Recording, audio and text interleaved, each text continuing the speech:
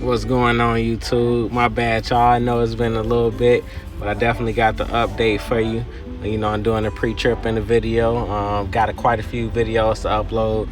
Been out on the road going through California, Texas.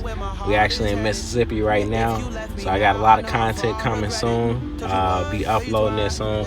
Once my reception, you know, man, in them open random deserts and open areas, reception be terrible, but I definitely got y'all on the content. I'll be uploading as much as possible here quickly. But I hope you like the video. Make sure y'all like and subscribe.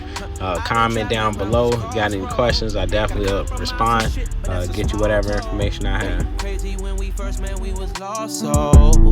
But I know I gotta grow. I lace my bitch any best. Give her designer sex. If I fucked up, I'm sorry. Here's 50 racks for the stress. Not easy to impress. Always wanna know what's next. I go as deep as I can and make her shake like Tourette's and say, love it. Hey, what's going on, YouTube? TFT, baby, welcome back. Thanks for tuning in. Good morning, good afternoon, good night, whatever time you tuning in with me. Just want to give y'all my final 1 week update. KLLM 6-week over the road training, you feel me? So, a lot to talk about. I done been through, I feel like so much. I feel like this whole week been like just one long ass day and just so much been happening. But definitely want to start off by talking about being over the road with a trainer, right? You with somebody that you don't know, somebody brand new, somebody that you've never met before. Like literally I got a phone call that was like, hey, are you available to meet me in the morning? And I'm like, let's go. I was ready. So turned out my trainer's pretty cool. I was lucky enough to get a cool guy. Older gentleman, been trucking for quite some time. Been trucking for, I think he said like 22 years or something. Still got like 2 million miles under his belt, so I'm trying to learn and soak in as much as possible. But I'm lucky enough to get a cool guy. Like I said, he real cool. Hopefully he'll jump in on one of my videos with me. I'll ask him, do one of these other one of the videos with me later or whatnot. But living in a truck with somebody, it's definitely different. It's definitely different. It's real tight, confined space. I think it's, or they say like it's 3 feet or whatnot in between the truck, and then you got the 2 bunk beds or whatever. But most of the time, you guys are splitting one bunk bed because you can't be riding on the upper bunk bed, the top bunk, when the truck is moving, obviously for safety reasons or whatnot. So last week we've been rolling non-stop. I think right now is really like the longest that we didn't stop somewhere. We're in lovely what do you call it, Oklahoma City. I forgot where we were for a second. We've been through so many towns, so many cities, so many states already, but right now we're in Oklahoma City. Beautiful place thus far. Real sunny outside. It's probably the warmest weather that we done had in this whole week or whatnot. But it's been pretty great. It's been pretty great. And right now we're chilling. This is, like I said, the most downtime that we done had, and it feels good. So I definitely wanted to do this update. But like I said, moving on from that or whatnot, for all my people that's getting into trucking, definitely want to throw out some tips. The truck stops, wanted to talk about that, or do a little conversation about that. We done rode through California, New Mexico, Texas, so I definitely experienced some mountain driving, some night driving, and then talk about saving and spending money at these truck stops, because bruh, them boys get expensive. Your boy forgot a pillow.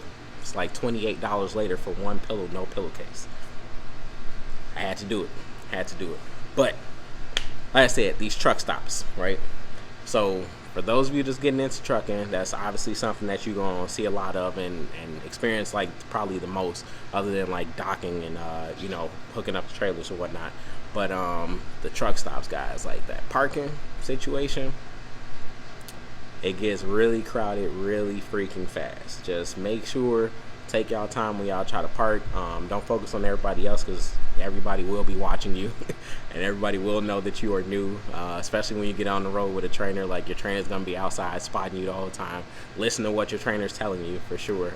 Definitely pay attention to whatever tips and whatever they're telling you, instructing you to do at the time, because that's what's gonna make or break you hitting somebody's truck.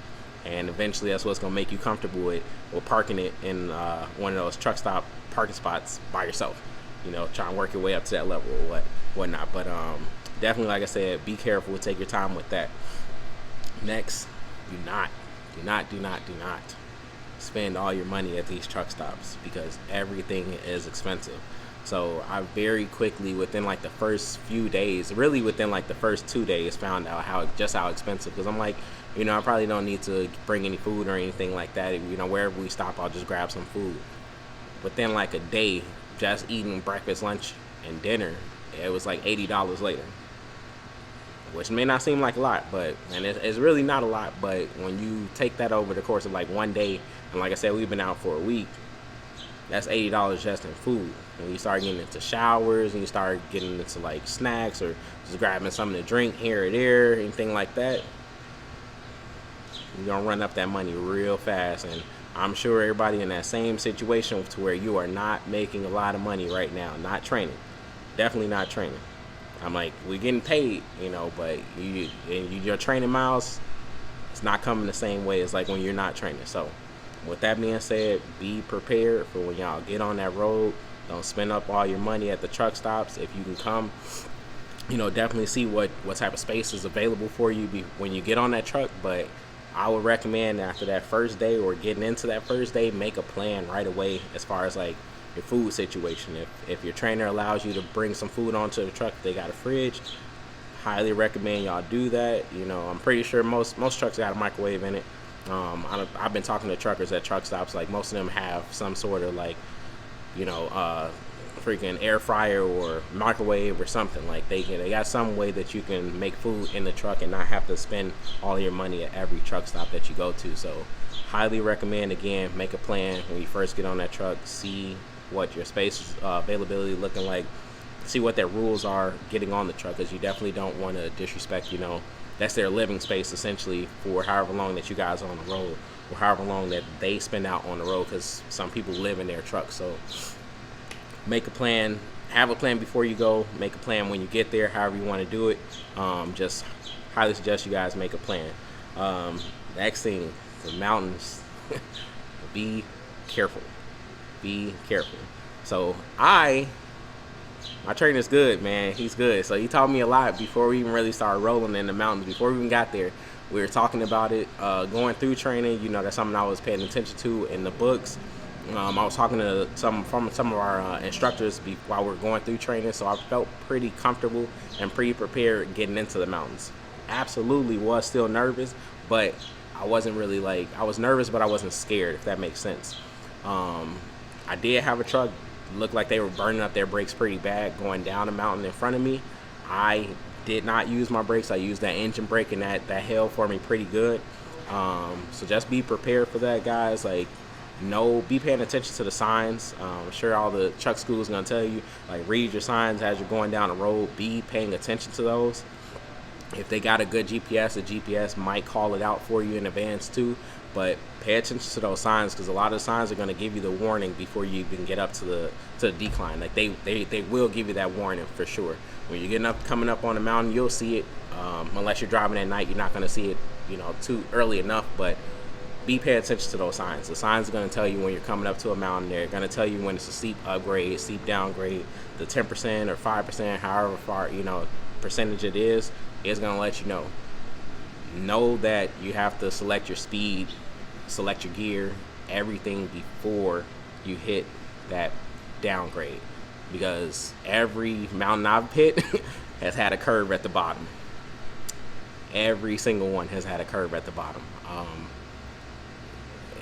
It's nerve-wracking. It's nerve-wracking, especially if you're doing it at night. It is freaking nerve-wracking, because at night that curve is going to come up to you really freaking fast, a lot faster than what you're going to be expecting. You're going to know that it's there, and it's going to be like, okay, 1 mile, and then boom, it's right there. You're in the curve. You can try to slow down, but if you're going down and you're fully loaded, it's going to be hard, and you're going to feel it. You are definitely going to feel it, and one thing you don't want to do is crash or tip that truck. So be paying attention, read your signs, be aware about your situation as you're going down the road, and be prepared for those situations before you get into them. But yeah, so far, man, it's been an experience. I've put a lot of miles under my belt in just this last week. Really a lot more than what I thought that I would be doing. Because let me tell y'all, before I started driving that truck, your boy couldn't drive for more than really 2 hours before I got tired, before I was done. It was a wrap. There was no more driving for me. But I've been driving for the 10 hours or whatnot, 8 hours, and then do your last couple hours or whatnot. But I knocked out, I think the longest stretch was like 560 something miles at once. But man, it's fun. It's exciting.